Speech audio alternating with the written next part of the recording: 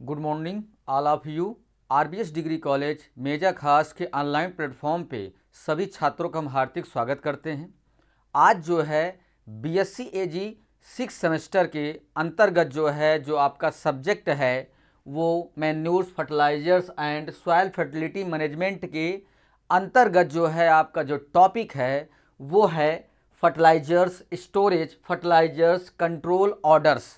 मतलब इसका अर्थ ये है छात्रों जो है कि हम उर्वरक का भंडारण किस तरीके करें जो है कि जिससे हमारा जो है उर्वरक अच्छी तरह से क्या कहते हैं भंडार के रूप में जो है एक स्टोर में रखा रहे और वहाँ पे ऐसी सुरक्षा रहे जो है कि वहाँ पे न तो हमारे उर्वरक में नमी ज़्यादा हो, न तो वहाँ पे चोरी का जोखम हो। इस वजह से सुरक्षा के तहत से जो है उर्वरक को एक भंडार गृह में रखा जाता है। फिर उसके बाद वहाँ से वो किसी जो है माध्यम से या परिवहन के माध्यम से उसे एक स्थान से दूसरे स्थान पर जो है ट्रांसपोर्ट किया जाता है। तभी जो है किसानों को जो है क्या कहते हैं कुछ क्रय केंद्रों जैसे फर्टिलाइज़र बिक्री केंद्रों पे जो है यूरिया उपलब्ध होती है या फिर क्या कहते हैं सहकारी समिति में जो है यह उर्वरक जो है आपको सुगमता से मिलते हैं। इसी वजह से जो है भंडारण का जो है व्यवस्था किया जाता है और वहाँ पे उर्वरक को सुरक्षित तरीके से रखा जाता है। ठीक है, आज इसके विषय में जो है हम छात्रों अध्ययन करेंगे किस तरीके से हम अपने उर्वरक का, खाद्य का, गेहूं चावल का किस तरीके भंडारण करें जो है कि कुछ समय के लिए जो है हमारा अनाज और उर्वरक अच्छे तरीके से सुरक्षित रहे। ठीक है, उसके बाद इसका एक पॉइंट और आता है जो है कि फर्टिलाइजर्स ऑर्डर कंट्रोल कब होता है, किस अधिनियम से होता है, उसे भी हम जो है आपको अध्ययन कराएंगे छात्रों जो है। ठीक है, आइए स्क्रीन पर चलते हैं। जो हमारा उर्वरक भंडारण का जो एक प्रक्रिया है किस तरीके किया जा सकता है उसे हम जो है आपको बतलाने चल रहे हैं छात्रों। ठीक है, आइए आगे चलते हैं।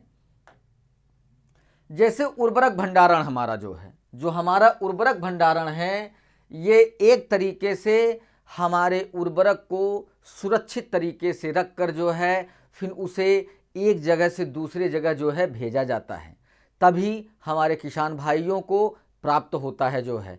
तो फिर किसान भाई जो है उसे अपनी फसलों में उपयोग करते हैं जो है। ठीक है, फिर उसके बाद आता है कि सुरक्षा सुनिश्चित करने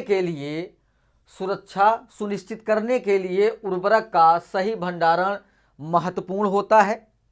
जहां संभव हो उत्पाद को मौसम से बचाने और चोरी के जोखिम को कम करने के लिए उर्वरक को एक बंद सुरक्षित भंडारण स्थान पर संग्रहित किया जाना चाहिए जो है। इसका अर्थ ये है छात्रों जो है कि जो हमारा उर्वरक का भंडारण है उसे जो है मौसमों से भी बचाने के लिए और चोरी के जोखिम से बचाने के लिए उर्वरक को एक बंद जो है घर में या बंद आवरण में जो है उसे सुरक्षित भंडारण में जो है संग्रहित किया जाता है। ठीक है, उसके बाद आदर्श भंडारण की स्थिति जो है मतलब जैसे आदर्श भंडार जो है करने की एक प्रवृत्ति जो है किस तरीके किसान भाई या उर्वरक का जो है क्रय और विक्रेता जो है किस तरीके उसे सुरक्षित रखें जो है जिससे उनका जो है उर्वरक खराब ना हो, उनका खाद्य पदार्थ न खराब हो जो है। फिर वहाँ पे आदर्श भंडारण की स्थिति इस तरीके आती है जो एक नेचुरल तरीके से गांव देहात में जो है भंडारण किया जाता है। उसे जो है जैसे बंद इमारत में उत्पाद को मौसम और विशेष रूप से सीधी धूप से बचाने में सक्षम होता है आपका आदर्श भंडारण जो है। ठीक है, फिर उसके बाद आता है कि स्वच्छ वातावरण, धूल और गंदगी से मुक्त जो है भंडारण करना। जैसे तापमान हमारा 5 से 30 सेल्सियस के बीच, कुछ उर्वरक प्रकार उच्च तापमान के प्रति संवेदनशील होते हैं।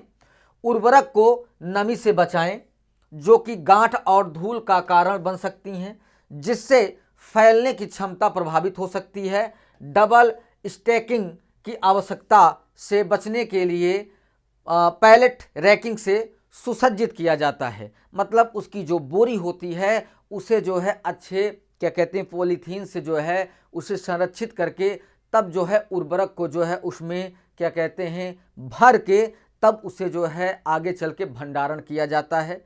और वहाँ पे जो है इतनी चीज़ें रहनी चाहिए कि वहाँ का वातावरण स्वच्छ रहे और धूल और गंदगी से वो जगह मुक्त रहे जो है, तभी जो है आप भंडारण अपने उर्वरक का अच्छे तरीके से कर सकते हैं। ठीक है, उसके बाद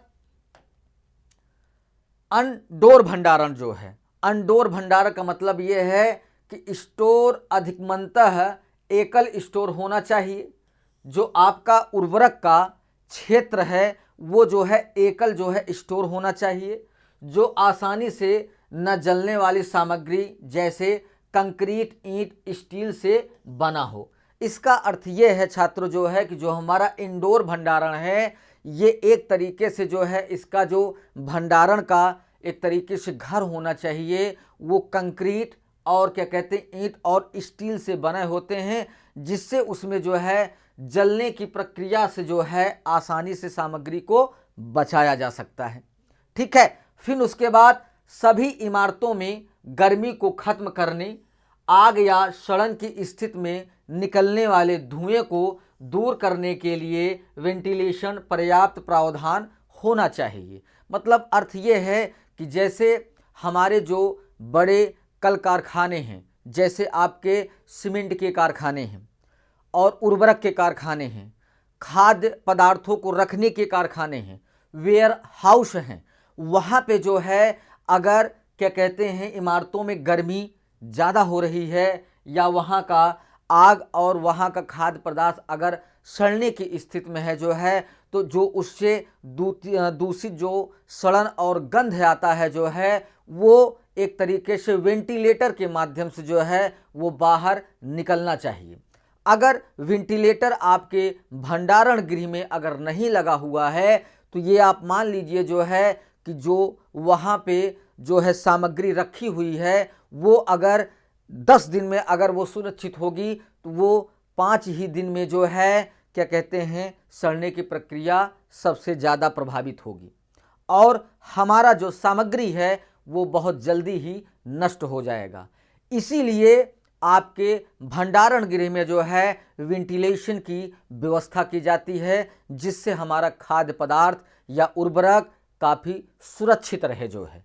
ठीक है, फिर उसके बाद फर्श, उसका जो आपके गृह क्या कहते हैं आपका जो भंडारण गृह है वो उसकी जो फर्श होनी चाहिए वो हम बतला रहे हैं कि फर्श आपका समतल हो, सूखी और समान सतह होनी चाहिए जिसमें गड्ढे ना हो।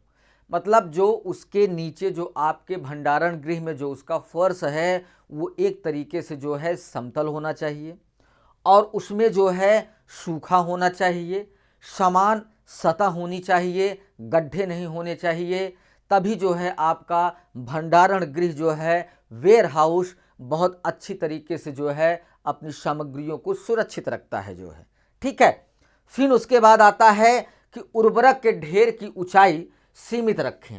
मतलब कहने का अर्थ ये है कि जो हमारा उर्वरक है अगर उसकी आप जो है जो छल्ली आप लगाते हैं, मतलब एक लाइनिंग से जो आप अपने फर्टिलाइज़र को बोरी के रूप में समतलीकरण के द्वारा आप उसे इकट्ठा करके रखते हैं, वहाँ पे जो है उसकी जो ऊंचाई है वो सीमित होनी चाहिए। सीमित का मतलब ये है कि ऊंचाई ज़्यादा से ज़्यादा 3 से 4 जो उसकी परत होती है उतनी जो है ऊंचाई जो है होनी चाहिए आपकी सामग्री को, जिससे अगर वहाँ पे अगर सीमित ऊंचाई है तो वो जो है एक तरीके से जो भी आपके फर्टिलाइज़र से क्या कहते हैं वाष्प बन के क्या कहते हैं निकलता है, जो उसके गंध निकलती है या वाष्पीकरण के द्वारा उसमें एक तरीके से क्या कहते हैं हवा के थ्रू सड़ने की प्रवृत्ति दुर्गंध की जो है चीज़ें हैं वो जो है आसानी से जो है निकलकर वेंटिलेटर के माध्यम से जो है वो बाहर निकल जाए, जिससे आपकी सामग्री जो है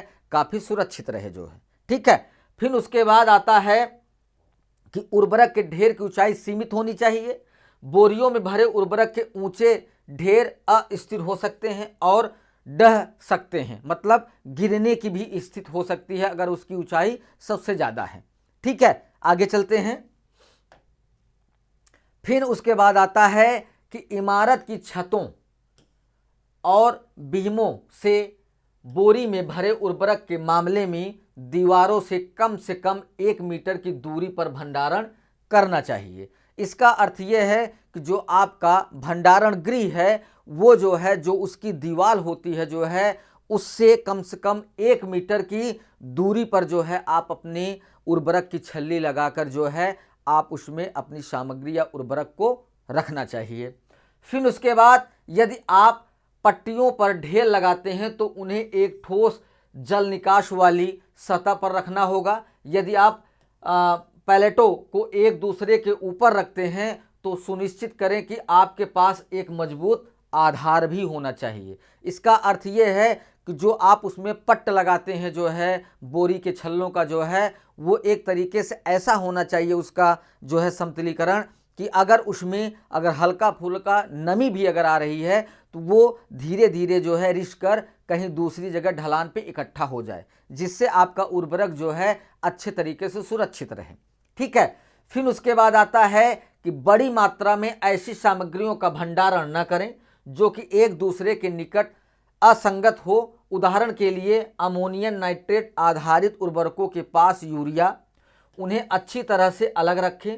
व्यापार में कभी भी स्टॉक को बांटे बिना उर्वरक न मिलाएं। चूना और उर्वरक को अच्छी तरह से अलग रखें। इसका अर्थ यह है छात्रों जो है कि जो हमारा उर्वरक है उसे आप जो है इस तरीके से रखिए जो है कि वहाँ पे नमी का कोई भी जो है एक तरीके से आवरण न बन पाए। हमेशा जो है वहाँ का तापमान उच्च रहता है और सूखा रहना चाहिए जो है, तभी आपका जो है उर्वरक सामग्रियां जो है सुरक्षित रहेंगी जो है। ठीक है, फिर उसके बाद जैसे बाहरी जो हम भंडारण करते हैं, बाहरी जैसे हमने अपनी फसल का हार्वेस्टिंग किया तो उस टाइमिंग पे इतनी जल्दी तो किसान जो है अपने भंडार गृह में जो है क्या कहते हैं अपनी सामग्री को या खाद्य पदार्थ को तो लेके जाएगा नहीं। तो वो करेगा क्या जो है, उसे बाहर के भंडारण में एक समतल जगह जो है उसे छल्ली के रूप में, बोरे के रूप में उसे जो है छल्ली करके और उसे पॉलीथीन से ढक देता है, वो भी कुछ समय के लिए जो है। उसके बाद जैसे ही जो है उसे परिवहन की व्यवस्था अच्छी होती है तो वो उसे वेयर हाउस या भंडारण गृह में जो है ले जाके जो है सुरक्षित रख देते हैं, और जब समय आता है तब उसे क्रय और विक्रय करते हैं। ठीक है, ऊंचे स्तर पर अच्छी जल निकासी वाली सूखी और चिकनी सतह पर भंडारण करें, जहां बाहर अगर आप भंडारण कर रहे हैं जो है अपने खाद या उर्वरक का। उसके बाद जमीन और पानी के सीधे संपर्क को रोकने के लिए यानी भारी बारिश की स्थिति में बैगों के नीचे एक भूस का उपयोग करें। भूस का मतलब भूसा जो आपका आता है उसे जो है उसके नीचे के सरफेस में जो है आप फैला दीजिए। उसके बाद उसमें एक ऐसा बेसमेंट बनाइए आप जो है कि उसी के ऊपर आपका उर्वरक की बोरियां रखी रहें। अगर उसमें फर्श में हल्का फुल्का अगर मॉइस्चर आता है जो है तो वो जो है भूसा आपका जो है उसे एक तरीके से अवशोषित कर लेगा और आपके उर्वरक पर कोई प्रभाव नहीं पड़ेगा और आपका उर्वरक जो है सुरक्षित रहेगा जो है। ठीक है, फिर उसके बाद केवल बिना क्षतिग्रस्त पैलेट कैप वाले पैलेट का उपयोग करें और वे छींटों और कीलों से भरी मुक्त होनी चाहिए। मतलब उसकी जो बोरी होती है उसे जो है कीलों से जो है सुरक्षित रखना चाहिए और उसे धागों से जो है उसकी स्याही करके जो है और उसे छल्ली के रूप में जो है आप अपने भंडारण गृह में सुरक्षित आप रख सकते हैं। ढेर झुकना नहीं चाहिए, यदि झुक जाए तो तुरंत उसका पुनर्निर्माण करें। मतलब कहने का अर्थ ये है कि जो आपने वहाँ पे यूरिया की जो अगर आप उर्वरक का जो है आपने अपने बोरी की छल्ली लगाए हुए हैं तो उसके जो छल्ली है वो झुका नहीं होना चाहिए। अगर झुका रहेगा जो है तो वो धीरे धीरे करके आपकी जो छल्ली है वो गिर जाएगी, जिससे आपके फर्टिलाइज़र में जो है मॉइस्चर की इन्वॉल्मेशन हो जाएगा और आपका उर्वरक जो है एक तरीके से क्या कहते हैं उसकी जो कण होते हैं, दाने होते हैं, वो क्या कहते हैं एक तरीके से जुड़ के जो है इकट्ठा हो जाएंगे। अगर वो इकट्ठा हो गए जो है तो उर्वरक का जो अस्तित्व है जो है वो उसका परसेंटेज कम हो जाता है। इसी वजह से जो है भंडारण गृह में जो है उर्वरक क्या कहते हैं रखा जाता है और सुरक्षित तरीके रखा जाता है, क्योंकि अगर वेयर हाउस का उपयोग न किया जाए तो काफ़ी कुछ ऐसे खाद्य पदार्थ होते हैं कि जो कि असमय के पहले ही वो सड़ जाते हैं और किसानों को भारी जो है नुकसान उठाना पड़ता है जो है। ठीक है, आगे चलते हैं। उत्पाद की गुणवत्ता को बनाए रखने के लिए गर्मी के प्रभाव के कारण उत्पाद को खराब होने से बचाने के लिए सीटिंग से पहले स्टैक के ऊपर खाली पैलेट की एक परत रखें। जहां पैलेट रैकिंग उपलब्ध नहीं है, बैगों को गंदा होने से बचाने के लिए ढेरों पर चादर बिछाई जानी चाहिए और रगड़ और घर्षण के कारण होने वाले क्षत को रोकने के लिए चादरों को ढेर की निचली परत पर सुरक्षित किया जाना चाहिए। इसका अर्थ ये है छात्रों जो है कि जो हमारा उर्वरक भंडारण का जो गृह है वहाँ पे अगर आपको भूसे की उपलब्धता अगर नहीं होती है तो उसके ऊपर आप जो है पहले जो है एक चादर का, चाहे वो पॉलीथीन हो या कोई जो है बोरे की जो है उसे जो है उसके ऊपर बिछा के तभी आप उर्वरक का जो है एक तरीके से परत लगा के रखेंगे, तभी आपका उर्वरक जो है भंडारण गृह में सुरक्षित रहेगा। फिर ढेरों पर चादर बिछाते और हटाते समय बहुत सावधानी बरतें। इसे अधिमानतः अच्छे मौसम की स्थिति में किया जाना चाहिए। जब मौसम अच्छा रहे तभी आप उस चादर को हटाएं और रखें जो है, नहीं तो आपके उर्वरक पर कुछ न कुछ प्रभाव जरूर पड़ेगा जो है। ठीक है, आगे चलते हैं। चादरों के खोलने से पहले स्टैक की स्थिरता की जांच करें। चादरें शैवाल से लेपित हो सकती हैं, यह फिसलना भरा और संभावित रूप से खतरनाक होता है। अगर चादरें सही तरीके से अगर आप उसको जो है ढकते नहीं हैं, अगर आप चादर को हटाते हैं जो है भंडारण गृह से जो है तो उसके द्वारा जो है आपको कई कठिनाइयों का सामना भी करना पड़ेगा और आपके फिसलने का भी डर जो है बना रहेगा, जो आपके लिए बहुत ही खतरनाक साबित होगा। फिर ठंडे मौसम में चादरदार ढेर बर्फ ढके हो सकते हैं, यह अक्सर भारी और नुकीला होता है। बर्फ के टुकड़े गिरने बेहद खतरनाक होते हैं। बर्फ पिघलने फिसलना भारी और संभावित रूप से खतरनाक होते हैं। मतलब जब मौसम ठंडा रहे, मौसम अगर आपका ठंडा है तो चादर जो आपकी है, जो ढेर होता है, बर्फ जब पड़ते हैं जो है तो वो धीरे धीरे फिसलता है। तो इस वजह से आपको चादर को अच्छे तरीके से संभाल के जो है आप उसे हटाएंगे और ढकेंगे, तभी आपका भंडारण गृह और जो सामग्री वहाँ पे उर्वरक आप रखे हुए हैं तभी वो सुरक्षित रहेगा। बाहर से रखे हुए सभी उर्वरक को शीतपाल से ढककर तत्वों से बचाया जाना चाहिए। उत्पाद के चारों ओर टारप को अच्छी तरह से लगाएं और जमीन और रास्ते को उर्वरक फैलाने से मुक्त रखें।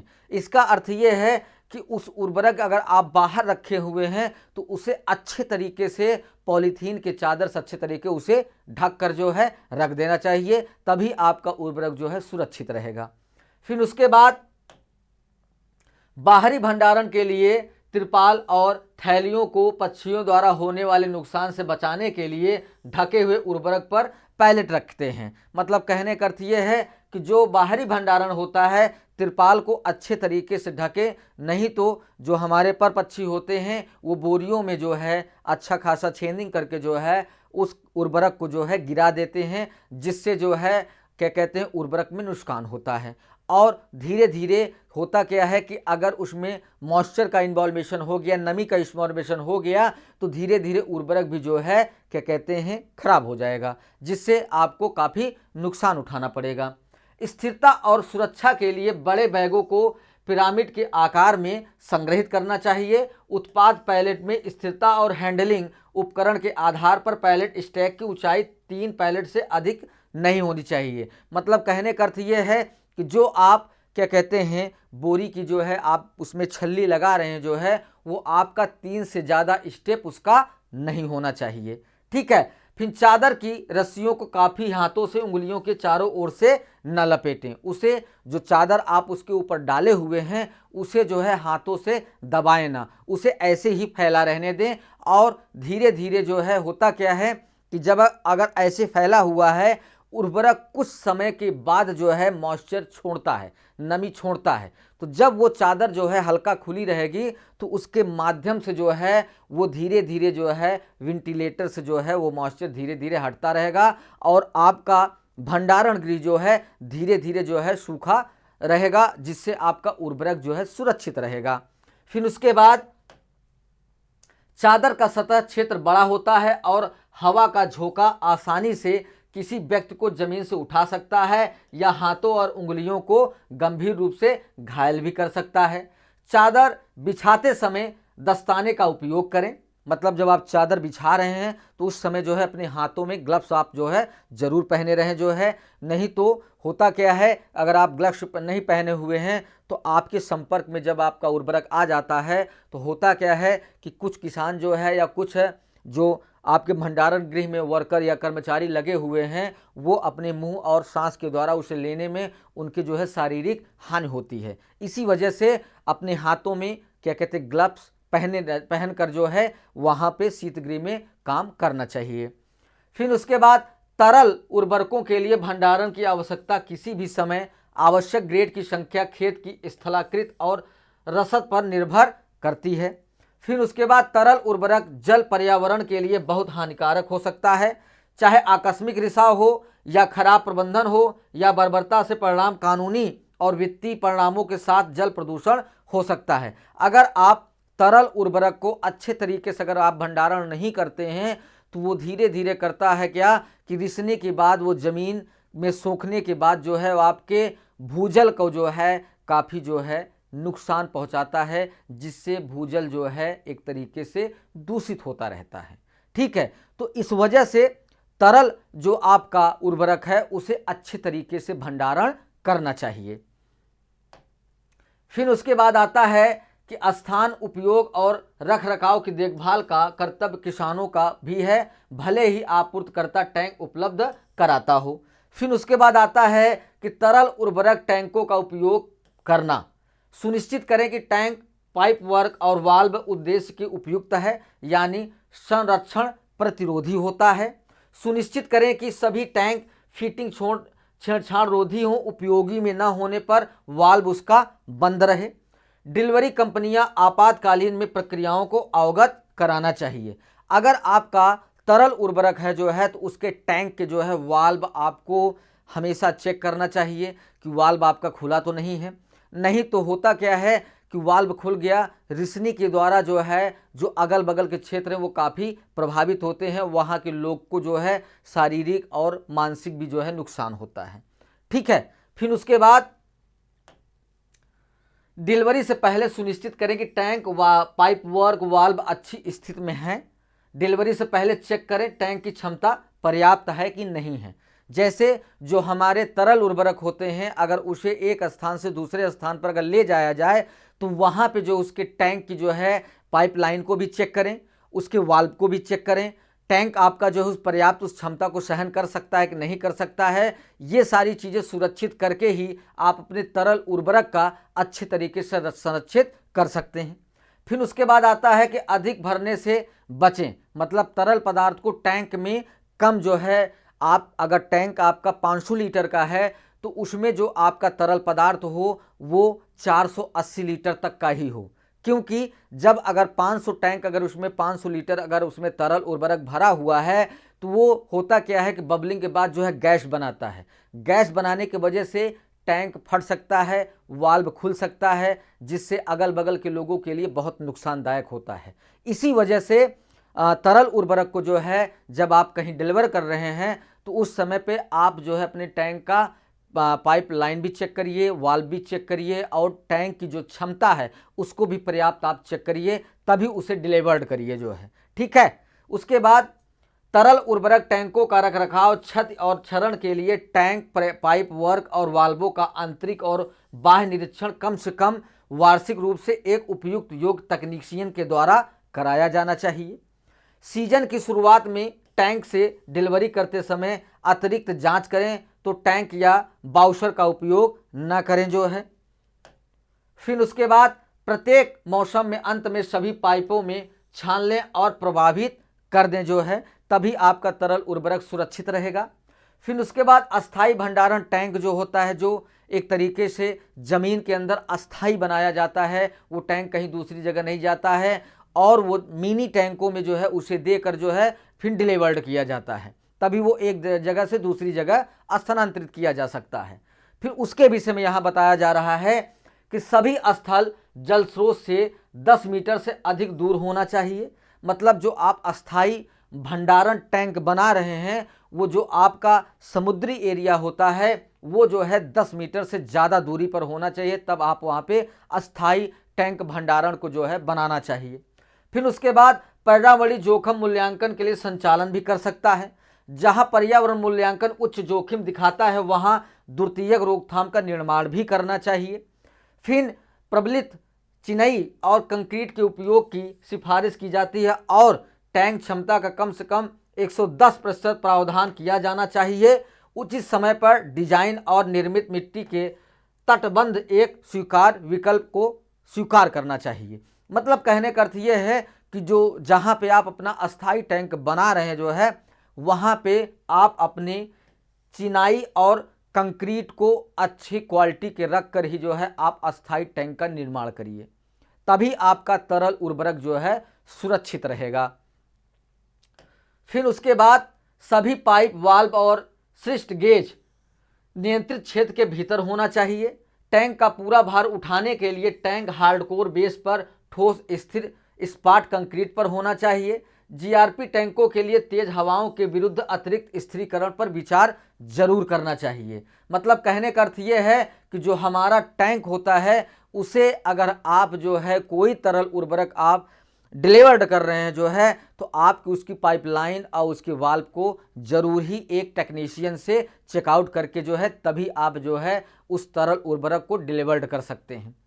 फिर उसके बाद आता है कि बाउजर और मोबाइल टैंक किस तरीके होता है। अस्थायी भंडारण जल स्रोत के लिए एक महत्वपूर्ण खतरा पैदा कर सकता है। इस प्रकार भरने और विवरण पहले उपयुक्त साइटिंग महत्वपूर्ण है। खेत के चारों ओर परिवहन पर सावधानी पूर्वक विचार करने की आवश्यकता होती है। सड़क मार्ग और पटरियां अपने ऊपर गुजरने वाले पार किए जाने वाले पूरी तरह से भरे हुए बाउजर का सामना करने में सक्षम होना चाहिए। फिर सुनिश्चित करें कि बाउजर और सभी फिटिंग उद्देश्य के लिए उपयुक्त हैं कि जंग तो नहीं लगे हुए हैं। तो मतलब कहने करती है जो आपका बाउजर है उसे हमेशा टेक्नीशियन को चेक करना चाहिए कि उसमें जो फिटिंग की गई है उसमें जो है जंग तो नहीं लगे हुए हैं। अगर जंग लगे हुए हैं तो उसे अच्छे तरीके साफ करके तब आप तरल उर्वरक को जो है उसमें डिलीवर्ड करिए। फिर उसके बाद डिलीवर्ड करने से पहले सुनिश्चित करें कि बॉलर्स की में समतल और ठोस जमीन पर स्थापित किया गया है कि नहीं किया गया है। फिर लोड किए गए वजन को जमीन में धंसाए बिना, अस्थिर हुए बिना उठाने के लिए पार्किंग पैरों के नीचे पर्याप्त समर्थन प्रदान करना चाहिए। सुनिश्चित करें कि सभी हैज और हैंडहोल बंद होने पर एक जल स्रोत की सील बनाई जाती है, जिसके द्वारा जो है अगर उसमें वेस्टेज जो पदार्थ निकले या वेस्टेज जल निकले जो है उसे एक सील के माध्यम से बाहर निकाला जा सके। ठीक है, जो कि ये हमारे अस्थाई टैंक में सबसे ज़्यादा ज़रूरी होता है। फिर जब तक सभी हैच और ढक्कन और वाल्व बंद और लॉक न हो जाएं तब तक लदे हुए बाउजर को न हिलाएं। मतलब कहने का अर्थ ये है कि जो आपका टैंक है उसके जो है हैज और ढक्कन और वाल्व बंद अगर हैं, लॉक बंद हैं, तभी आप उसे जो है लदे हुए बाउजर को कभी हिलाना नहीं चाहिए। फिर बाउजर्स को खाली रखते समय वैक्यूम से बचने के लिए हैज को थोड़ा सा खोलें, जिससे टैंक सिकुड़ सकता है और ढह भी सकता है। मतलब कहने का अर्थ ये है कि जो उसकी वाल्व है जो है उसे जब टैंक आपका स्थिर हो जाए 1 से आधे घंटे के लिए, तो फिर आप जो है तब उसके बाउजर को जो है आप ओपन करिए, तो जिससे जो उसमें गैस बनी हुई होती है या कुछ वैसे वाष्प बने रहते हैं तो धीरे से निकलने के बाद जो है आपका टैंक भी सुरक्षित रहेगा और टैंक आपका ढहेगा नहीं जो है। ठीक है, आगे चलते हैं। जो अधिनियम है, जो फर्टिलाइजर ऑर्डर दिया गया है कब ये ऑर्डर दिया गया है उसको हम बतला रहे हैं छात्रों जो है कि कृषि उत्पादन में उर्वरक की महती भूमिका के दृष्टिकोण आवश्यक वस्तु अधिनियम 1955 के तहत अन्य आवश्यक वस्तुओं की भांति उर्वरक को भी आवश्यक वस्तु घोषित किया गया था 1955 में। इसे भी जो है उर्वरक को भी जो है एक आवश्यक जो है वस्तु में इसे घोषित किया गया। इस महत्वपूर्ण कृषि निवेश को आवश्यक वस्तु को घोषित किए जाने पर इसका विनिर्माण, भंडारण, विक्रय, उसकी गुणवत्ता सुनिश्चित करने और मंतव्य से उर्वरक नियंत्रण आदेश बनाया गया, जो कि प्रथम बार आवश्यक वस्तु अधिनियम 1955 के खंड 2A की धारा 3 के अंतर्गत 29/3/957 के प्रभावित किया गया तथा उसे उर्वरक नियंत्रण आदेश 1957 के अकॉर्डिंग नाम दिया गया और परिचालित भी किया गया। मतलब कहने का अर्थ यह है छात्रों जो है कि जो अधिनियम पास किया गया उस समय 1955 में इसे जो है क्या कहते हैं लाया गया और इसे एक सामग्री में घोषित किया गया। तब ये उर्वरक जो है हमारे देश में पूरी जगह जो है डिलीवर्ड किया गया और किसान इसे अच्छे तरीके से उपयोग किए। ये अधिनियम के अकॉर्डिंग ही जो है उर्वरक की आप जो है सप्लाई कर सकते हैं जो सरकार के अंडर में आता है। ठीक है, उसके बाद इस आदेश में समय समय पर आवश्यकता अनुसार संशोधन भी करते रहते हैं जो है भारत सरकार हमारी। ठीक है, इस आदेश के संशोधन उपरांत 25/9/1985 का नाम दिया गया। उर्वरक नियंत्रण आदेश 1985 में जब संशोधन किया गया तब इस आदेश के तहत रासायनिक उर्वरकों का ही विनिर्माण, मूल्य, भंडारण, विक्रय और गुणवत्ता में नियंत्रण किया गया, जो कि भारत सरकार के अधिनियम के अकॉर्डिंग किया गया।